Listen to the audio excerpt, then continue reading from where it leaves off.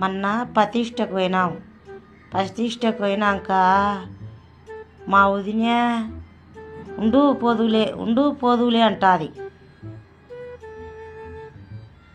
2 రోజులు ఉన్నాక 3వ రోజు పని ఎక్కున్నది.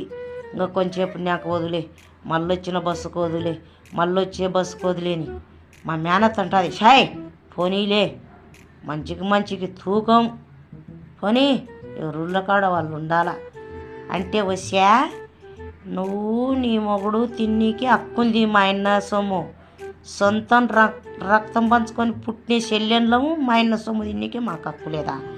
నాకెట్టుండాలా? పానం అట్టనే కాలిపోతుంది.